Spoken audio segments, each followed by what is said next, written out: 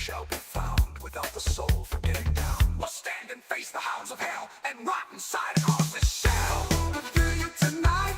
Feel love, ooh baby, feel love. I'm gonna feel you tonight. Feel the night, all night, oh baby. Gonna feel you tonight. Gonna feel you tonight, oh baby. I'm gonna feel you tonight. Feel love all night, oh baby. Feel the night,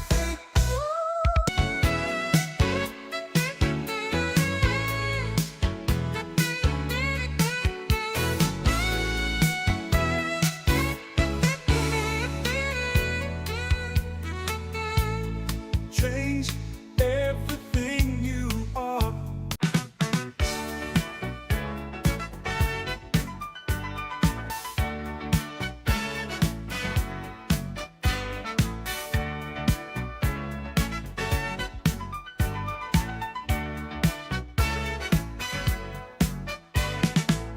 I hurt myself today to see if I still feel. I focus on the pain, the only thing that's real. The needle tears a hole, the old familiar sting. Try to kill it all away, but I remember everything. What have I become? My sweetest friend. Everyone I know goes away in the end. You could have it all, my empire of dirt. I will let you down, I will make you hurt. I wear this crown. Welcome, my friends, to Xbox Era. If you're new here, let me fill you in. Xbox Era is a platform for the Xbox community with best-in-class forums, a kick-ass Discord server, and of course, XboxEra.com, your destination for the best news, reviews, and features, all focused on your favourite platform, Xbox. It's every Xbox fan's gateway to the best of Xbox Era. Our incredible podcasts listened to in over 50 countries worldwide, our in-depth reviews, our own merch store for the coolest in gaming threads, and of course Day One, where you can track, rate and discuss your favourite games on Xbox Game Pass. We're a small, agile and independent publication, and importantly, we're completely funded by you.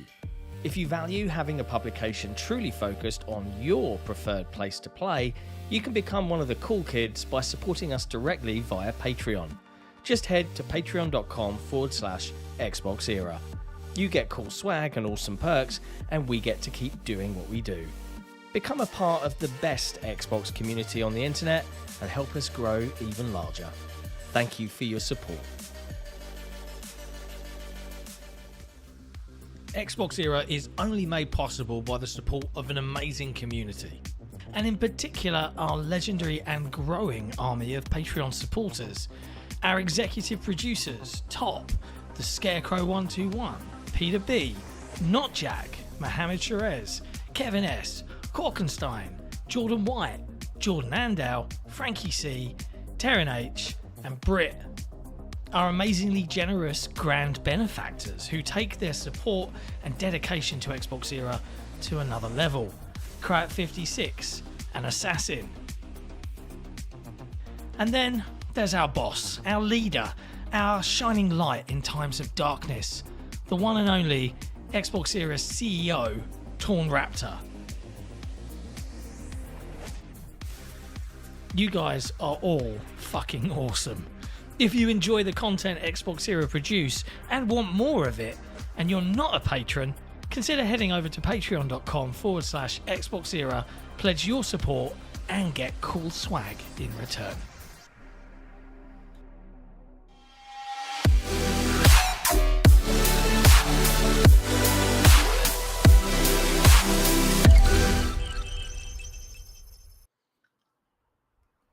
No, I'm only kidding. There is audio. Hi, everyone. I was just having some fun. Too much gesticulating. We knew. Fair enough. It's another episode of Xbox Era Headlines with me, Sig Mechanico, and the lovely Jesse, as we talk through all of the latest in gaming news from across the industry. Buckle up, boys and girls, because there's a lot of headlines here in this showrunner. As a bonus for our wonderful patrons, however, we make audio versions of these episodes available to them to listen to in the Patreon app. But if you're a Spotify customer, you'll see a little padlock there, and if you link your accounts, you can listen to it there instead. If you're not a Spotify customer, just head to patreon.com/Xbox Era and join the legends that keep Xbox Era alive. Black Ops 6 is coming. You excited? I am. I literally thinking of I'm going to review this on Xbox because everyone yells at me if I don't. I have liked the Turtle Beach Stealth Ultra. I have not loved it. It's good, not great. The screen's a gimmick. I haven't used the screen more than twice since I got it for review. So I went to the store and actually bought a new Elite Series 2. It's on sale. It was on sale $140 for the entire thing at Target. I know eventually this will probably go. It does for me every time, these bumpers. It's the only thing that I've ever had a problem with. This went, I had to send it in for repair. It came back and it's been fine since. But I have given up my Forge addiction. So that was predominantly used a lot. So that was from games. So like playing Elden Ring or Sekiro. Boy, you use the bumpers a lot, and they definitely feel it. And the annoying thing is, you can pop the faceplate off and look, and it's still hitting the Switch. But for some reason, it just doesn't freaking work. It drives me crazy. It's very annoying. As far as Call of Duty goes, exciting day. Right after this stream, once I get all of the headlines stuff done, the timestamps, the article on the website, and the audio for patrons, be streaming that campaign for review. So, should be fun. I'll be playing it. And I think I'll have more fun than I did with the Lake House, which others are liking. So like always, get multiple takes on something. I did not enjoy the Lake House. I streamed the whole thing, so people can go watch me really not like. I saw certain that parts you of like it. finished it in like 90 minutes, 2 hours, and I got and stuck. there are other people that are like 4 hours in. I'm like, because they're reading everything, like every single piece. So it's not 4 hours of gameplay. It's 4 hours of I am going through every level and reading all of every single piece of lore. And I read most of what I found, but I speed raid, so I got through it in 10 seconds instead of a minute. But even with getting stuck on a part for 45 minutes, I beat it in just about 2 hours, hour and a half or so. Nice. If I hadn't been stuck on that, I would have been sub 1 hour. Wow. I was stuck on the very first thing, which is the computer code to get into the game, for half an hour. So honestly, when I said half an hour, 45 minutes, and I had somebody from the development team be like, no way, it's half an hour. I was like, I bet you I could do that entire DLC in 25, 30 minutes. But that's not engaging with it properly. That is just trying to run through it like Nick. Yeah. But there's a lot of people that are like that. But hey, I loved Alan Wake 2. I loved Night Springs. I didn't love the Lake House, but you got to buy them all together if you want both DLCs. So I would still do it because Night Springs is so good. Well, speaking of Call of Duty, we've got it downloaded. Some people have moved, and I can see more in the chat saying, I've never played a Black Ops game, but I could be completely lost. I don't think so, man. It's just a standard Michael Bay movie in first-person shooter form. I've not played Black Ops for years. I don't even remember the last one I did play. I'm going to dive straight in and just play the campaign. It'll be fine. It's had a time jump anyway now, right? We're in the 90s. Whatever. I don't know. What do the numbers mean? Don't know. Don't care. So yeah, we'll be bringing you our review of that very, very soon. But a lot of people have been, and the big online joke is moving to New Zealand. All right, Xbox knows about it. It's kind of like this open secret. But yesterday, the biggest video game website in the world, IGN, decided to post an entire guide on how to break your terms of service with Microsoft by pretending you live somewhere else. Funny enough, this one's actually directly with Activision because Call of Duty Black Ops 6 is DLC for the Call of Duty HQ launcher, which means it's just there. So it only unlocks on Activision's end. So moving to New Zealand on your console doesn't do anything. You have to move to New Zealand with your Activision profile, and IGN gave it a step-by-step guide on how to do that, and that works on every launcher, because it's just, as long as you own the game, it now is thinking, okay, you are in a region that says launched, and it's really easy to change on their thing. You just find an address in New Zealand and put it there. They don't double check or anything like that. It is against terms of service. It can get you in trouble, so just be careful if you think it's worth playing a day early. That's always the case, though. Microsoft hasn't cared, because the thing they did care about was people circumventing regional pricing and using VPNs and various currencies and stuff to spend $3 for Game Pass every month instead of 20, and they killed that. So that's why I don't think they technically care as much about this one, but they still will always have it be against the rules, just in case something happens. And the thing is, it's an open secret, because it's kind of cool that you can do that, right? Especially for single player like stuff. Stacking, maybe. Stacking Game Pass with really cheap regular gold cards and stuff. Like they knew, but they were cool about it. But calling it out and giving a step-by-step guide, Stein, who leads the Xbox social media team in the US, was less than impressed with a video game website just listing it out like that. Almost an air of, you should know better, dear sir, given to IGN. I can understand it. It's just like... because I guarantee you this is the sequence of events. It goes viral. Millions more people do it than should. The servers fall over, or there are problems, because obviously there is a reason behind the region-based rollout of these things, right? Or worse, servers don't just fall over. Microsoft and Activision go in and either start banning people that have done it, or remove the exploit entirely. And do you know who would get the blame for that? Microsoft. Do you know who really should deserve the blame for that if that exploit goes away? You, IGN. You.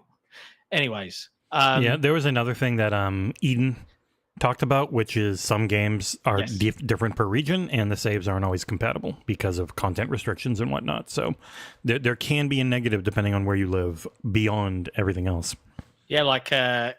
Australia is nefariously bad at banning stuff, so there might be, for a mature rated game, there might be differences in terms of content, and suddenly everything could break. But people have been doing it for years, but it's kind of like you talk about it on Twitter in the bubble, but you don't publicize it everywhere, like as an article. It's just not. And Britt reminds us that Stein's probably still mad at IGN for taking his artwork that they did for the Xbox Twitter account when it was all the games come to Xbox from the State of Play, and then IGN just whole lifted the image and put it on their thing without accreditation. So he might be a little annoyed. Right. Yeah. Maybe they should find some sort of other outlet that, exists. The whole purpose of it exists to cover the platform. I don't know if there's one of such nature out there, but anyways, we got a Halo fan and Nintendo fan led website that's got Xbox in the name. Oh, fanboys. Yeah. Biased. For Nintendo mainly. Yeah. I can also see in the chat, when's the embargo up? There isn't one. There isn't one, is the nutshell. When Jesse's done streaming, it's basically how quick he can write and how quick he can edit. So I guarantee you he'll probably be first. Call of Duty is DLC.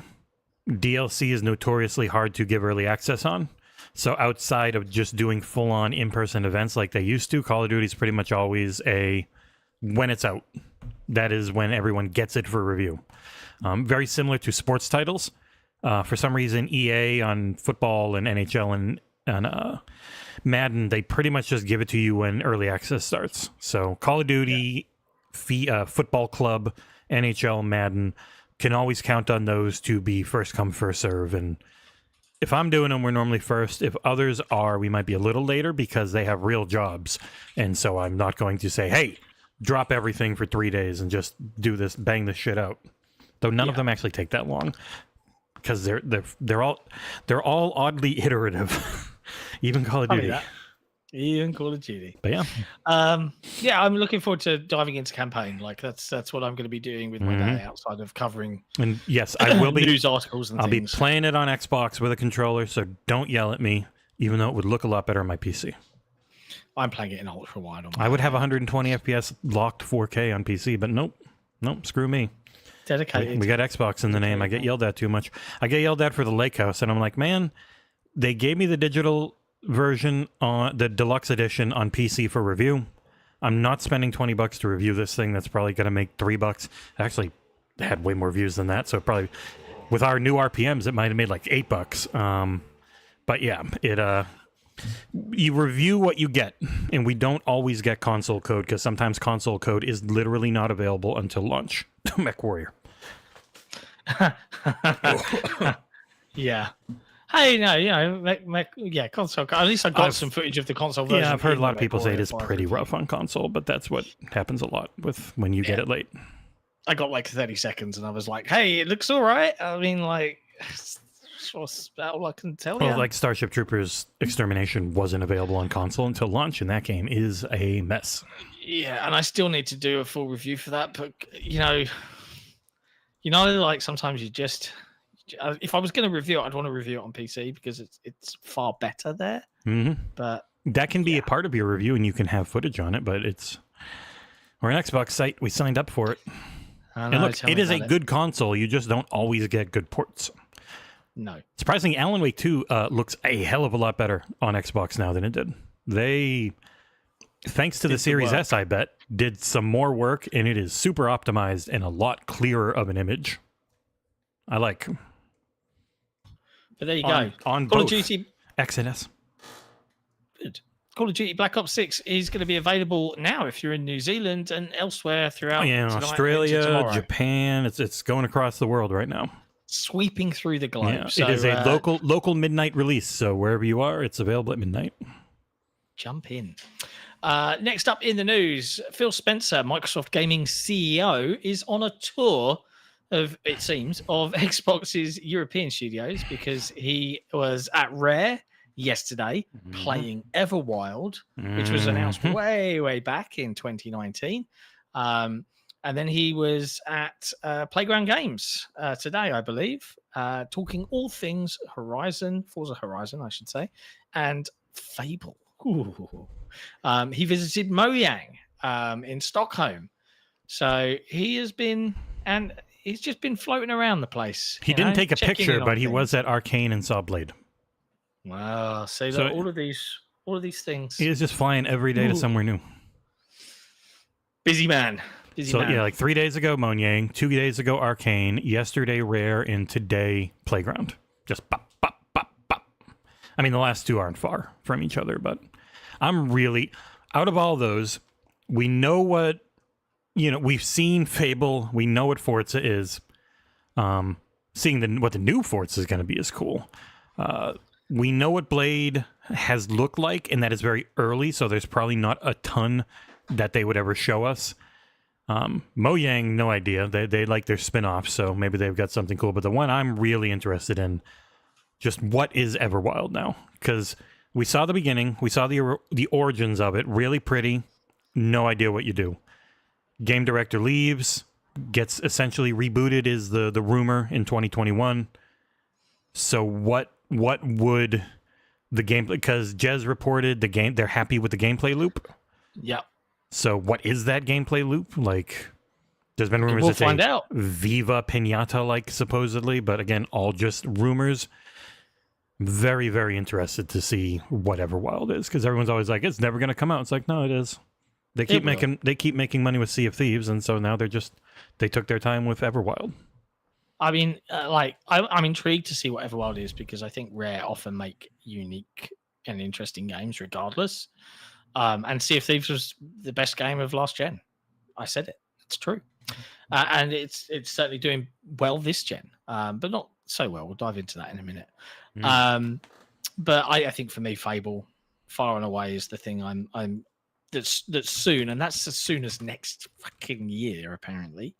I can't wait. I can't wait to get my hands on that one as a Brit, because it's set in Britain. I'll allow you to have I should that probably do the review for that. I might allow you to do it. I don't know. We'll see.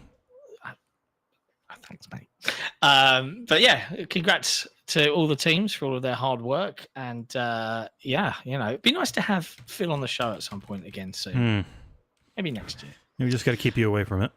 Yeah. Don't let me anywhere near any reporting. Speaking of Xbox Studios, State of Decay 2 got one final major content update as the team moves fully to support the development of the upcoming State of Decay 3. Undead Labs, I think, if you think about how much Undead Labs have worked on this game and how much it has changed and improved since release, I mean, it's always the way with video games, right? They come out, and if you look at them a year later, there are night and day differences sometimes. This is the 38th update that Undead Labs have pushed out State of Decay 2. I don't think people remember how janky and ugly it was, because State of Decay 2 is not like a gorgeous game, but it's now nice looking. It looks nice. It's got nice lighting, okay character models, okay animations, but at launch it was super jank. It wasn't great. Also, man, my streams a few months ago before I had my internet back were way worse looking. This is so fuzzy. Not bad for being on cellular internet, but still not great. But yeah, no, State of Decay 2 was an okay game at launch. It is now a very good game, in my estimation, especially because you can turn off the grind to keep your settlement happy if you so choose, or you can make it harder if you want. You actually get that granular difficulty that, because I'm not always about going out and doing literally nothing but finding supplies so that I can never push the story forward. Yeah, the killer for me was I wanted a cooperative zombie survival game, right? Mm-hmm. And what I got was, hey, you can have co-op, but don't wander too far and nothing you do counts.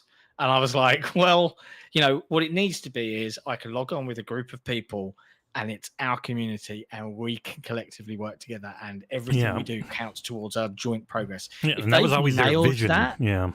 Yeah, then I'm in. If they haven't, I'm going to be sad and disappointed again. But it looks great what we've seen of State of Decay 3 thus far. Mm-hmm. Supposedly I'm gameplay. to see more. Yeah. Just they've moved the camera around. That's pretty standard. And if we think back to when Phil was on the Xbox Era podcast way back at episode 100, State of Decay 3 was the first game he mentioned that he's incredibly excited about when it comes to some of the advancements, and that's what he said. Some of the advancements they've made, he's excited about. So can't wait to see more. Good on them. Good for you, Undead Labs. You guys rock. I agree. Sea of Thieves, however, a game that has had many, many updates, has had a little bit of a wobble with the recent release of Season 14, where they've had to roll back features like crouching, which makes me laugh. Like, crouching? That's it didn't have crouching? That's right, it didn't. You couldn't crouch. Now you can, except you could, and now you can't again. They've turned this off, along with disguises and some other things like hanging off the side of the galleon, because it brought with it, it seems, a load of previously solved and quashed bugs, such as quick switching, which is where you can quickly swap from weapon to weapon to kind of double damage people, air control from cannons, and even an invincibility exploit. So for an online PvP focused game, that's probably not the one. So they've disabled it all, they've turned it off, they're working on it, more to come. They have left the grapple gun, which is like a handheld grapple device like Halo Infinite, and the blow dart gun, which are still in the game as part of Season 14. But for now, everything else, kind of switched it off. It doesn't always go to plan, game development, It's really hard to really test hard. for everything. Yeah, it's not easy to make video games. You missed a trick with your byline there. It should have been Sea of Thieves in rough seas. No, because it's already a sea at the beginning. Not looking ship shape.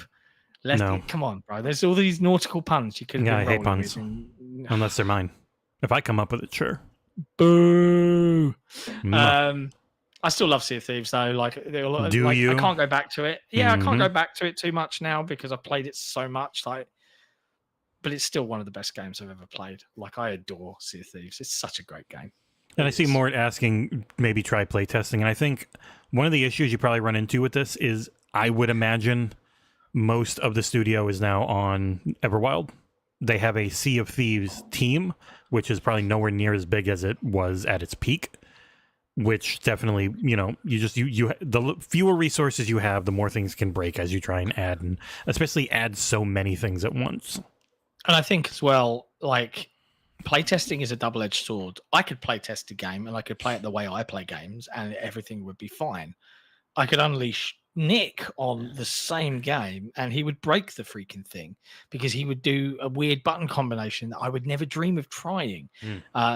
Gamers that do quick switching, it was discovered because they play, they were playing CSGO, Counter-Strike or whatever in their downtime, and then they jump into Sea of Thieves and they use those FPS skills in a way that the current Sea of Thieves population had never tried. And then suddenly all of these new things were uncovered, because that's just the nature of when you design a thing, you can only play test it with like 20 people or 100 people. And they do have the insider test that they normally do for a lot of stuff, but even there, it's going to be far fewer than live. So you might see some things, but you just... There is no bigger playtest than when a product goes live, which is why people are always like, "What? Just put it out right." And it's like, it's really hard. It's really, I get it. We're paying for it. It should be. But the reality is, once you throw a couple million people at something, it's way more playtesting than you could do with your normal sample sizes, or like how many people are willing to jump into an insider program and really playtest it when they know, like, properly, like they would the main game, when they know they're not going to keep anything from it. Like, you do all this grind. Sea of Thieves is just a grind. So you're doing all that grind, and then it's all gone. Like, that was one of the harder things about reviewing, like, Diablo and some other games, where it's like, I lose this character when it's done. So I put 25, 30 hours in. I saw all the content, but I didn't try to grind to the highest difficulty because it's all gone by the end of the review period. And that's how insider programs are most of the time. So, yeah, it's very true. But yeah, there you go. What else is up? It was Fallout Day yesterday. I didn't know that was a thing until Bethesda told us it was, but it was. It was Fallout 76 Day, really. Yeah, they were celebrating everything Fallout, but the big things were the next major update, which was detailed a little bit, which will be a traditional MMO style dungeon and will host the biggest boss ever seen in a Fallout game. So I think the last time Fallout 76 got a big update, it was Skyline Valley, I think, was a trailer. I think at the showcase where they're going down south and all sorts of stuff like this. But now we've got the Gleaming Depths, which is a more standardized traditional MMO dungeon. Which should be the challenge for endgame players in Fallout 76. Yeah, and showing off the ghoul, who's going to be a new meta because you get to play as a ghoul. Interesting. So they had people in ghoul makeup for their Fallout Day video quite a bit. They obviously couldn't cut their noses off, so they just covered them in black. But yeah, it's radiation is always a problem in Fallout, so it's going to be interesting. Like, are you healthier in radiated zones and unhealthier in non-irradiated zones, which would completely change? Yeah. So also what you eat and what you drink. You want the water that's dirty instead of clean. It should be interesting. Fallout 76 is really fun. I mostly play it to stream. And unfortunately, people weren't watching it much, so I haven't played in a while. But maybe this will yoink them back in. I'll check it out sometime. It's a good game, which it wasn't at launch. It was a good concept at launch, and now it is a good game. Next up, in some somewhat depressing news. There's a lot of that today, I'm sorry. Yeah, Prince of Persia, The Lost Crown, one of the best games of the year.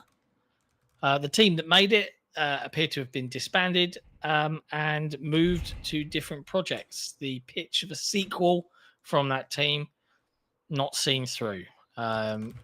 So Insider Gaming first came out of this advising that, hey, we're hearing the team's been disbanded and they've now moved the staff across other projects within Ubisoft from Project Over, the next mainline Ghost Recon game, Steambot, a Rayman remake in development at Ubisoft Milan. Lots in 3D. Of interesting stuff coming out of this. And mostly Beyond Good and Evil 2 is where they went. Yeah. Which no one wants to work on, supposedly, because it's I think 20 years. If that game came out in like 2028, it would be about 20 years of development. It would probably have cost like $1 billion or more just in salary Insane. because it's been 20 years trying to make that thing work, and it was completely rebooted in the late 2010s. So Ubisoft's biggest problem, and especially for this game, is always scope and price. This game should have been 30 to 40 bucks. That is all people will pay for a Metroidvania. They didn't pay for Metroid Prime, which was many people's game of the year, like Nick when it came out. Though with it being Nick's game of the year, maybe it wasn't that good. But people are not used to spending more than 40 bucks for a Metroidvania. In general, they're used to spending 20 to 30. So when you have a $50 one, even if it's one of the best games of the year, they're just and your Ubisoft especially, they're just going to wait for a sale. So that's when I'm like, oh, come on, Halo! Like, you're doing multiple projects now. Give me a really amazing Halo style Metroidvania for 30 bucks. The Halo universe. Not even for that. You can afford it. Charge 25, whatever. And you know, people have posited out it wouldn't sell, and I'm like, this is where you need to understand, dear old big old Microsoft. It's not how much it sells; it's how much it garners praise amongst the hardcore. That's the difference. And that, you know, like when Nick and I be like, you don't get it, Microsoft don't get it sometimes. It's that side of things. So it's just like, I get it, doesn't make numbers go, but for the hardcore, that's a good way in. But hey, what do I know? Not much. Absolutely. I honestly would say agree. Also, what does the hardcore matter? I know we like to think we matter, and I think it can change some stuff, but in the end, it mostly still just comes down to casuals on projects of any cost. They have been fine doing smaller scoped Halo stuff for the twin stick shooters. They didn't do a ton of them. Unfortunately, they did 2 of them. Only one of them is on Xbox. One of them's on Xbox, and the other is just stuck on PC. Which still stinks. I am hopeful, especially with Game Pass being a thing and them having that incubation team at Activision to try and get more IPs used, that Halo is one of the ones where they can do the Rare type thing and just have smaller games for their bigger IPs that are just focused on really being a fun game in a established genre in some way. Obviously, the dream Halo Mass Effect space RPG would be insanely expensive. There's no getting around that. But there's a lot of genres you can do that aren't crazy expensive. Like, they took The Lost Crown was $50 in a big Metroidvania, but they also have the Rogue Prince of Persia, which is a small thing another studio is doing for them with the IP that's like $15-20 and gets what that's supposed to be. So I don't know if it's a Microsoft not getting things. I do think a lot of issues around Halo are more they just did not have good scope and everything control. They were just always behind on what they wanted to do versus what they were doing versus their time frames, which just kills the ability to do anything extra. And they have now, even though people in our comment section don't seem to want to realize that they have completely reset the studio. It's like why they changed the name in half. It's a whole new management for the first time. Everyone knew. New engine, essentially pretty darn new studio. So I will be hopeful. Keen to see how it all shakes out, huh? About what we can get outside of just mainline games. Because I think the mainline games have been good to amazing. I'm really hoping that they go back to things like Halo Wars and beyond and give us way more stuff in Halo, because they started doing it in Prince of Persia, a much smaller IP, and they got some awesome friggin' games out of it. Unfortunately, as Ubisoft, so it didn't matter, because they are such a mess management-wise. So, I don't know. We'll see. Yeah. But hey, best of luck to the Prince of Persia Lost Crown team. You made a great game, guys. Like, be proud of that. Like, if anything else. And supposedly it was like while working at Ubisoft, it can be quite a drag. That production was great because they were like, we knew what we wanted. We just had fun making it. And we got a great product out instead of it dragged on and cost 7 times the money. Yeah. But yet they're the team that gets disbanded. I can't make this up. Hey ho. Poor old Ubisoft are in a bit of a mess. Mm-hmm. Speaking of horrible messes, the Sakana sales updates are out. Arguably my least favorite part of discussion around headlines, because sales stuff is boring. But the highlights from the lovely Matt Piscatella, who is over on the Blue Sky. I want to call it. I forgot what its name was. Yeah, Then he's I was on Blue like, the Sky. Butterfly app. The video game September highlights for September 2024 for the US. Projected US total spending on video game hardware fell 6% during September 2024 compared to a year ago. The decline was driven by a 44% drop in hardware and a spending and a 3% dip in content. Like my Series X was down, or Series consoles were down 54% because they had Starfield last year. But PS5s were down 40 something, and Switch was down 40 something. So like PS5 still the best selling, best money making, Xbox second best money making, but Switch second best sales numbers. So. And in the top 20 best-selling premium games, this is physical and digital from digital data sharing publishers. But not digital Nintendo, so it always feels kind of useless. Yeah. It's got EA Sports as number 1, Astrobot, Madden NFL, Legend of Zelda, Sports College Football, Star Wars Outlaws at number 6. Hogwarts Legacy still doing well at number 8. I think it was on sale. Console. Yeah. Hit Xbox and PlayStation. I don't remember if it's on Switch. But yeah, that game. And they're supposedly working on like a definitive edition of it because it just keeps selling and probably will sell for a very long time. Yeah. And we've still got the top 5 of the year to date, with EA Sports College Football number 1, Helldivers 2 number 2, COD Modern Warfare 3 number 3, EA Sports MVP bundle at number 4. And that's Elden Madden Ring in at football. number 5. EA's made a lot of money on college football this year. Yeah, but they're very pleased. The best stat that I saw out of this that I thought was interesting was the actual split between Series S and Series X consoles is apparently 51% to 49% in favor of Series X, which is, I don't think even Microsoft would argue that is what they expected. You would have expected the Series S to be in the 70s, right? I don't know. I thought that was interesting. I thought that was curious. It is. It's just, if people had been jumping to the new consoles as much, but with it being half our audience is still on old platforms, it's kind of like the people who have upgraded would be a lot of the more hardcore. Yeah. The casuals are not upgraded. The casuals who the S would appeal to more just aren't upgrading at all because all their stuff is still just there. And it is hard to sell. It's going to run at a better frame rate. It's going to be a little clearer, and it's going to load insanely faster. Like, those are hard things to sell regular people on. They won't be like, oh, I've already got this box. I've already got controllers for it. I'm not going to buy the new PlayStation because my pads don't work anymore. It would on Xbox, but if they don't have that already, like that is why Phil always talks about the worst gen to lose. People feel locked in pretty hard to all their purchases, all that, including accessories and everything, and that's why there are still like friggin' the Rebellion games that got announced are still coming Xbox One and PS4. Like, it's not going to stop.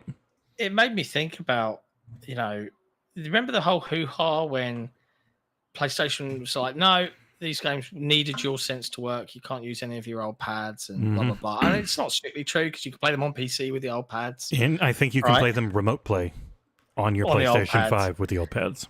But there's a bit of business savviness there from Sony in that, as part of that generational transition, they didn't just focus on the box. They were like, hey, the pad is why you need the console too. There's also no reason why the pad couldn't have just worked on the PS4.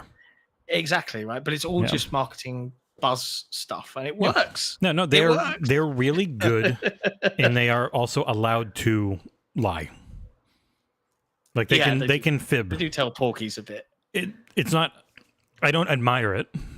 I understand it, and they're really good at it, but they also are allowed to. And I do like the fact that Microsoft is not allowed to, because Microsoft was a horrible company.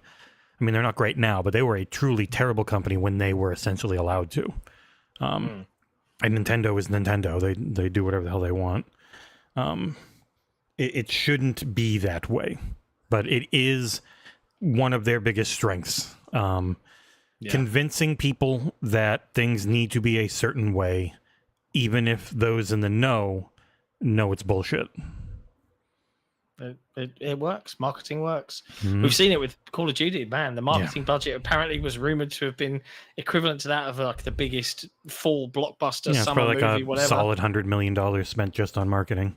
Like least. even the bus stops that don't get used around here have a Call of Duty Black Ops 6 advert pasted into them. So you just don't see marketing like that anymore. Well, Call of Duty's the big stuff like the Call of Duty. Call of Duty and Football Club are generally the ones that get the most every year as yearly releases. It's just nonstop. Even the cab driver who was like in his late 60s knew, it's the new Call of Duty coming out. Fucking hell. And they talked about that. There was I think it was an article with Variety in an interview, and they're like, they're not pushing platforms. I think. And I know people are trying to say, it's because they want the game to fail on Game Pass so they don't have to do it again. I honestly think they're not pushing platforms. My guess, total guess, have no idea, could be completely wrong, again, was to get Modern Warfare 3 on Game Pass. It's like, we'll just... Contractual. We will be agnostic on the Activision Call of Duty marketing. No platforms or anything. Give us this game 6 months early. You're not getting anything from it otherwise. Yeah, maybe you're right. They still have exclusive Modern Warfare 3 multiplayer stuff. Like they just got it last month. Still getting it until January. Yeah. I think there's definitely something to that. And I did see an opinion that got dragged a little bit. That once again, Call of Duty Black Ops 6 is a make or break moment for Xbox and specifically their Game Pass subscription service. That author is normally pretty. No comment. I'm just like, in people's why eyes. is it like if they're not advertising it for Game Pass specifically, how can you then say it to make or break for that subscription service? If they come out and be like Game Pass everywhere, then I'd be like, yeah, that's a fair assessment. Like, what's the impact that Call of Duty Black Ops 6 is going to have on the subscription numbers and your projections and all of that jazz? But they didn't. They haven't, and that's been the subject of conversation, is how much they've undermarketed it as a Game Pass. Yeah, the only thing, so with Xbox's marketing, it's always Game Pass. But with anything Activision or Call of Duty directly, it hasn't been. Outside of last week or this week, they started doing like the replacer talking about Game Pass. Yeah. So that was just first in Twitter, right? But yeah, on social media, they hadn't talked about it. Like none of their social media, none of their videos, none of that ever mentioned any platforms. But this week, they have directly mentioned Xbox and they have directly mentioned Game Pass, but only on social media. But that is still more than they had ever done for the game before. Also, people are like, they started marketing it so late, and I think that's across the board. A couple weeks to a month before launch, generally like 2 to 4 weeks before launch, light to heavy, and then super heavy very close to launch. Week or two before launch, go nuts through a week or two after launch. Like that's what's the marketing that works 2 the months best. Out, nothing. Yeah, I think probably nothing. Yeah, like oh shit, Call of Duty's out? No, it's out in 3 months. All right, well, whatever. Like, the regular person is going to be like, oh, it's now out, or it's out on Friday. I'm going to go pre-order it or whatever. Like that is way more effective, I think, is why they do it now. Yeah, for sure, bro. For sure. But yeah, sorry, minor tangent. It's a Call of Duty themed episode. What can we say? And don't worry, we've got 2 more really happy stories coming up next. We'll find some. But yeah, Fuzzy Tomato in the chat. Every game that Xbox put out has to be the game that makes Xbox the market leader again, or it's a failure. Yes, the make or break for Xbox line, or it is like the last chance for Xbox. It is something that the media generally trots out. Remember Hellblade? Every time they've got Hellblade, last chance.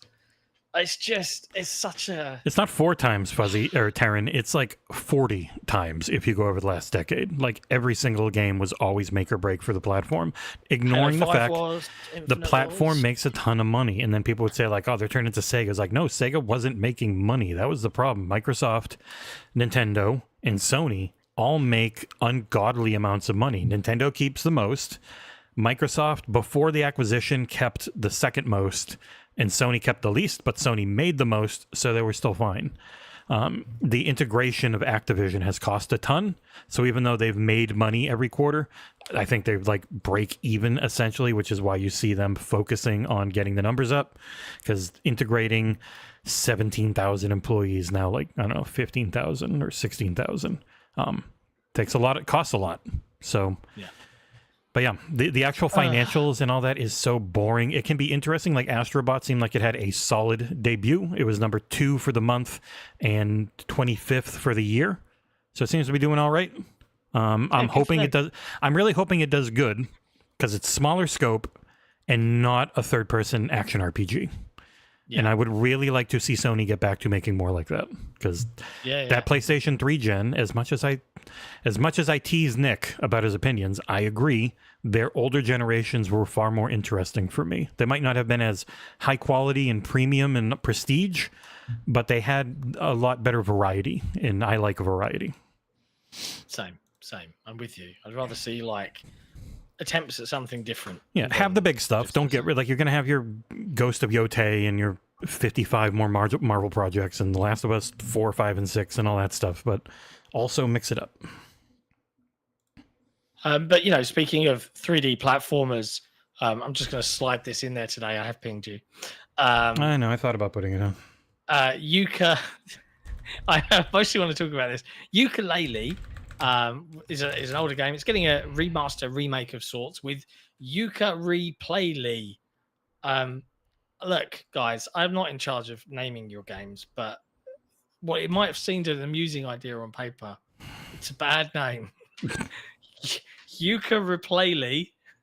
I wonder who's at Playtonic, because I know Andy Robinson now does VGC, so... He does, yeah. And it's interesting. Here's the interesting thing. It says, coming to consoles. This is what the announcement was today, because the game got announced like 4 months ago, and I just missed the meeting. And I was looking at it. I was like, wait, this was already announced.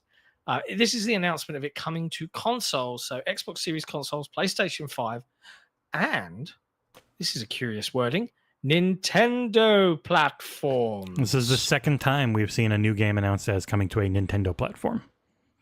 And that intrigues me. That intrigues me. But there you go. Now, there was also Starbound, which was PC only, I believe, is now coming to... They only announced it for Xbox. One of the guys who did music for Halo Infinite did the music for Starbound. It's amazing. It wouldn't be a U game, John. It's a 2D, 2D Terraria looking thing. I don't know what the game is. I've never played it, but that one's coming to Xbox as well. And I cannot... Curtis Schweitzer, I believe, is the composer who did the music for Halo. That did that music. I didn't get a chance to talk about it on Saturday. I'll talk about it this Saturday, but I have been... I need to pick one and finish it. Like, Inscription sucked me in, and then the plot twist happened, and I was like, oh my God. And now I'm just like, what the fuck? But then I got a code for Animal Well, which released onto Stole Xbox the code consoles. for Animal Well. Wasn't just given to you. I said I was taking it. Taking it. And that is a game. It's a beautiful game. And I'm like, okay, and it's deep. And I'm like, and then I really want to play it over here on my PC, but the Xbox version does not exist on the Xbox PC store. So I can't take my save and come over here with it. And that is the future I want. Damn it. I want to be able to buy my games or play my games one place and have the save follow me around. You really feel it when you get a game that doesn't support the feature. Like you're suddenly like, ugh. This is so frustrating. Like, I've got a handheld, perfect to play Animal Well on. Can't. Don't call me that. You can't. What is it you can't face? Trav, Starbound is Microsoft's last chance. Helldivers 2 is make or break for Xbox from Brit. Yeah. It's just, it's a little bit of a time. Anyway. Helldivers was in the news because their community manager was like, I don't know, Microsoft and PlayStation would have to do that if the game was ever going to go to Xbox. And people were like, whoa, he said it. And it's like, what? Yeah, I mean, Microsoft. And he said that it would be up to Sony and Microsoft if the game was ever to come to Xbox when somebody asked. And people were like, whoa. And it's like, he's just stating the fact that Sony owns the IP and they would have to have a deal with Microsoft to put it on Xbox. That's it. He didn't say anything else. But headlines. Shame they won't. But there you Next up, NCSoft are laying off an damn it. unknown number of staff. This is the South Korean developer. And what they're doing is they're restructuring via a broader internal reorganization. This is from Sophie McAvoy, a staff writer at gamesindustry.biz. And the South Korean developer has announced that certain development projects and support functions will be downsized or closed due to its focus and prioritization strategy for efficient resource allocation. God. So, yeah, unknown, but they're going to be breaking it down into 4 wholly owned subsidiaries as a part of the restructuring efforts. They'll be established on the February the 1st, 2025, include 3 independent game development studios and 1 AI-focused entity. Independent, although they're wholly owned subsidiaries. And bear in mind, these are the guys that just put out Throne and Liberty, which I think was warmly received. It was quite liked. Video game industry, man. Yeah, it's a turbulent place. So, God, yeah, they started in the early 2000s. Mostly bigger in Korea, things not so much in the West. I remember, I think they did Fuser, which people liked, with harmonics. But yeah, they've been mostly like MMO and RPG focused place. Mostly 700 different MMO RPGs, like just constantly putting them out. Most of them shut down. But yeah, they've got like 1, 2, 3, 4, 5, 6, 7, 8, 9 games that they've put out since 2004, including City of Heroes, which have been shut down. Shame. Yeah. But yeah, that they published, not developed. Clearly drastic measures being taken there. That's not the only studio that's saying goodbye or saying goodbye to people or saying goodbye entirely, because Studio Thunderhorse, after more than a decade of developing games, they have made the difficult decision to close studio. This is via their social media account on X, formerly Twitter, where they've said, despite our best efforts over the past months, we've encountered a number of challenges and development hurdles that have made it clear that stepping back is the right choice for the long-term health of the team and studio. We're endlessly grateful for the support, love, and memories you've shared with us. Thanks for being a part of our story. It's one we'll cherish forever. Studio Thunderhorse. The last thing they had made that I remember was Flynn, Son of Crimson, which I remember people liking. I never played it myself, but it's rough, man. It's there's more money being made than ever, but it doesn't matter because it has to be more money made than last quarter. The reality is, and they're publishing deals for companies like this are just gone. There are thousands of games coming out every year, thousands of games, and it's only the very few that we all get to know and talk about that seem to make any headway and success. And if you don't, it's really hard to keep a full team together and pay them. From an independent publication that has to rely on the generosity of our community and ad revenue from a website, it's really tough out there. Like, we empathize and we understand. I always dreads me at some point in the future that I'd have to write one of those. After 6 years, 7 years, Xbox Series closing its doors, blah, blah. Can you imagine? Mort was too mean to us. We got to close. Yeah. John decided he hated the patrons so much that he just canceled all of their pledges. Yeah. He deleted the YouTube channel. All the work is gone. That Review Text USA did that. He went crazy or allegedly started having... supposedly. Yeah, some issues, and he just deleted his channel. Travis will be happy. Wow. I know he wasn't a fan. Each to their own. I just added this one. Why not? Since we talked about Yooka-Playlee. Yeah, sure. Next up in the news, Sniper Elite Resistance is on its way from Rebellion. That's another one alongside Atomfall that the team are releasing in 2025. This one is also coming to Game Pass and is releasing on January 30th next year. So if you're a big Sniper Elite slow-mo, shoot 'em in the testicles kind of guy, this is for you, baby. Yeah. I quite like Rebellion's games. I will happily review both of these. Harmonica used to take them all. I would let them have them. They generally have a lot of co-op too, so maybe I'll try and snag someone to play with me. Tried to get the wife to do Sniper Elite 4, but she just hasn't really played anything lately. Sadly, we don't seem to be on the list for Life is Strange Double Exposure, which is coming out Double next Exposure. week. So if we get a code, it won't be till after launch, at which course Amanda would like to play it, and she'll do a late review, but we won't have one at launch.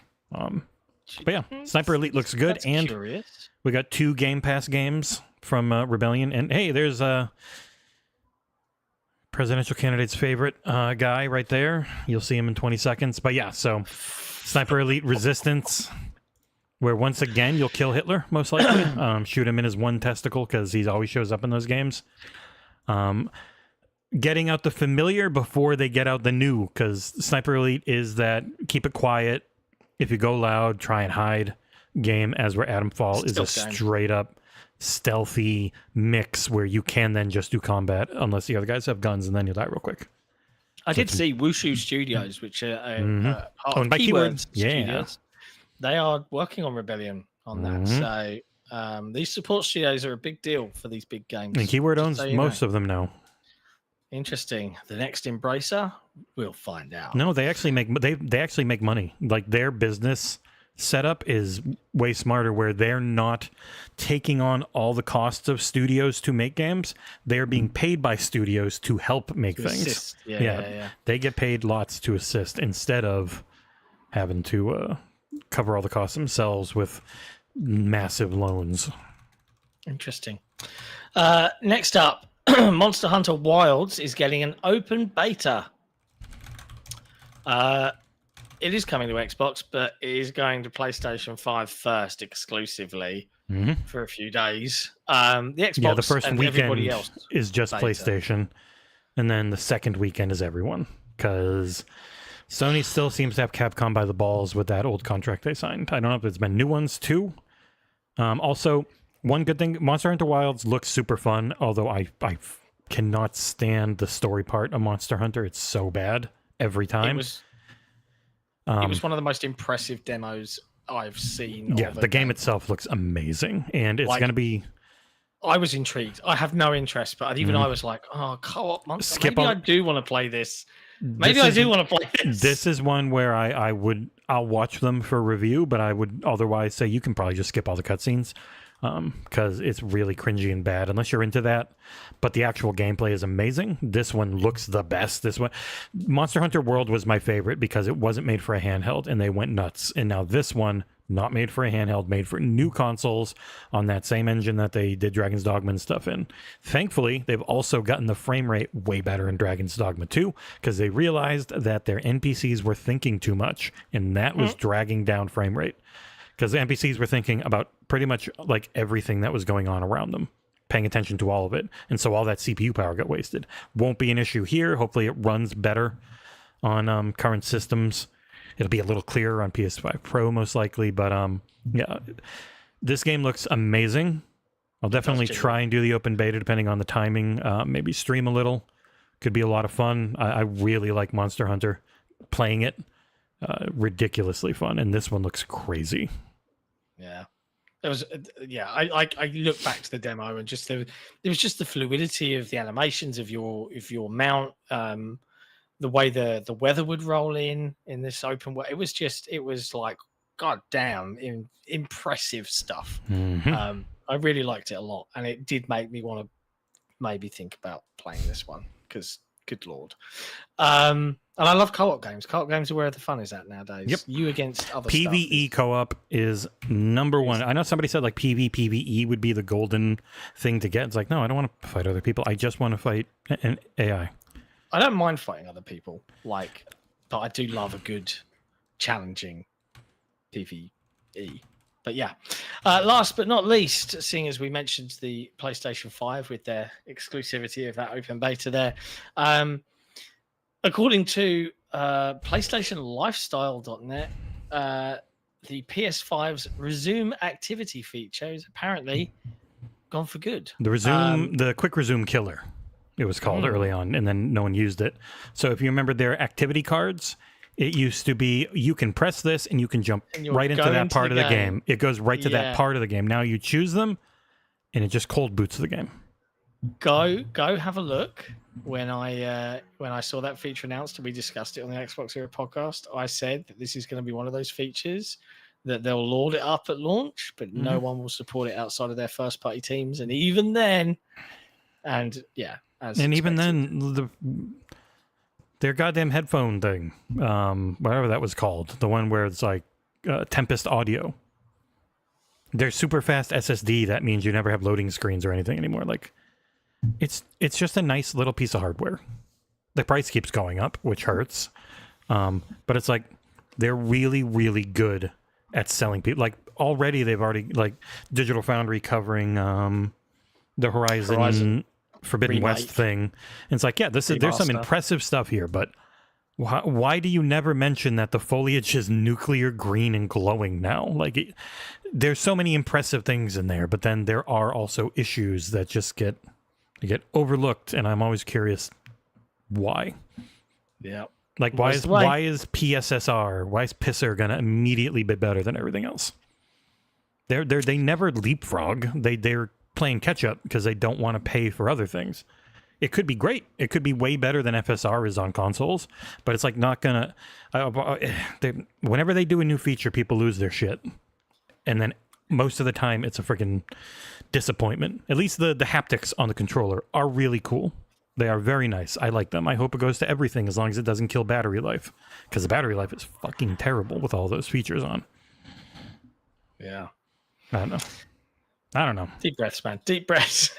It's like there's almost a little bit of a rant there about Sony's marketing tactics. I was like, it was me. It was Jesse Pinkman at the dinner table. Like, we properly call out when other companies bullshit.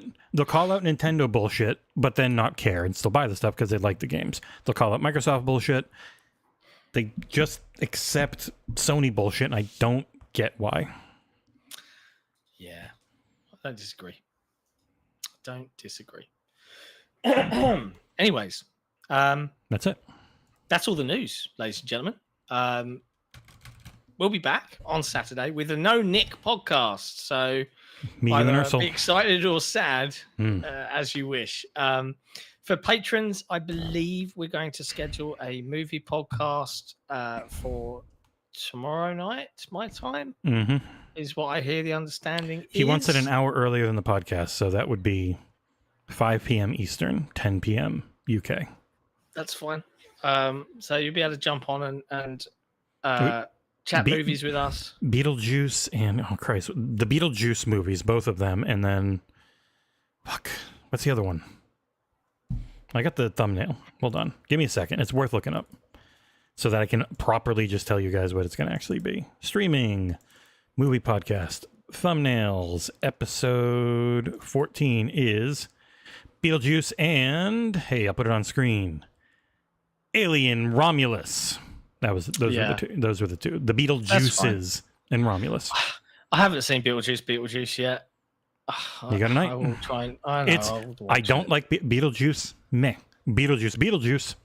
Very good. Yeah, you just got, when you just got to be in a mood for a certain movie. Nope. I'm just not really in the zone for Beetlejuice stuff, but I'll watch it. Whatever. What if Beetlejuice was actually good for once? That's Beetlejuice. I didn't mind the original, so I'm sure I'll like the second one, but I'm not like. Let's work. Shut up and do it. Yes, sir. Anyway, on that note, we'll be back. Ursula, I think, is joining us as well on the podcast. Yeah, it'll be me, you, and Ursula. I don't have a 2-person setup, so we need a third. Fair enough. And that's it. That's all the news. So be good. Go enjoy your Call of Duties. I am going to try and maybe after that movie podcast, do something either Saturday day or Saturday or Friday night. See if we can get some Call of Duty multiplayer all going together for a community thing. If not, it will definitely be this coming Monday. We'll do a community night, and it makes sense that we. But everyone will have to buy Call of Duty. Oh wait. Oh wait a minute! No, it's glorious. So yeah, fun times. Until then, ladies and gentlemen, be good. Thanks for watching. Don't forget to hit the like button. And if you really love what Xbox Era do, head to patreon.com/Xbox Era, and we'll see you next time. Ciao for now.